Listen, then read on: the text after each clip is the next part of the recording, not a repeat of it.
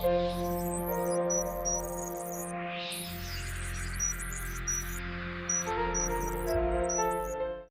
you're looking for a new place to farm gear and materials in Rohan 2 Global, Liom is the zone you should check out. In this video, I'll walk you through everything you need to know in simple way, how to get there, what drops, and how to farm it efficiently with your Dark Elf. Why Liom is worth it. Liom is the new high-level field zone added in the recent update. It's designed for steady grinding and endgame progression. Monsters here are strong, but the rewards are consistent. Whether you're playing Warlock or Wizard, this is currently one of the best paths to improve your character.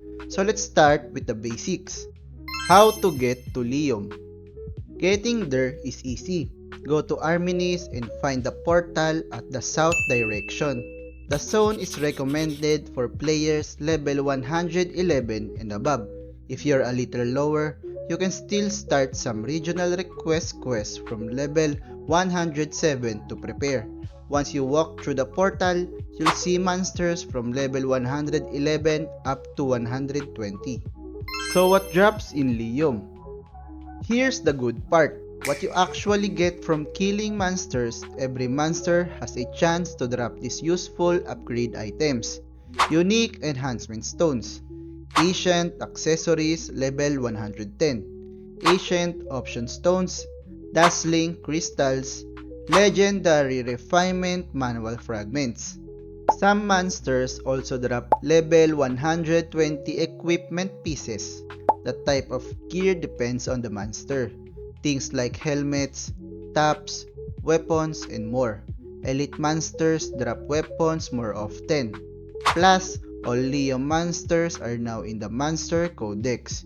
As you complete the collection, you get permanent bonuses. It's a nice extra reward while you farm. So there's new bosses in Liom. 2 new bosses were added with the region. The first one is the field boss Devoter High Priest, and the second one is the territory boss Dieter. These are good for guild play. They drop skill books, strong accessories, and other valuable items. Even if you're not in a big guild, you can still join runs and get rewards. Now let's talk about how your Dark Elf class changes things in Liom. Dark Elf tips: Warlock versus Wizard. Your choice between Warlock and Wizard makes a big difference here. Wizard is great for Liom. Its big area spells let you pull groups of monsters and clear them fast. This means you can farm materials and gear much more efficiently. Warlock plays a different style. It focuses on weakening enemies and crowd control. It's not the fastest at clearing packs, but it's really strong when you fight the new bosses or do party content. The control skill make those fights easier and safer. If your main goal is fast farming and quick leveling, most players pick Wizard for Liom. If you enjoy PvP or controlling fights, Warlock still works well. Just focus more on bosses and group activities. Best way to farm in Liom. A simple farming method works best. Find a spot with lots of monsters close together, pull a group, use your area spells and clear them, and then repeat. While you farm, keep an eye out for unique enhancement stones, biggest upgrade boosts, ancient accessories, any level 120 gear that drops. Don't forget the daily regional request quests in Liom. They give extra materials and help your progress faster.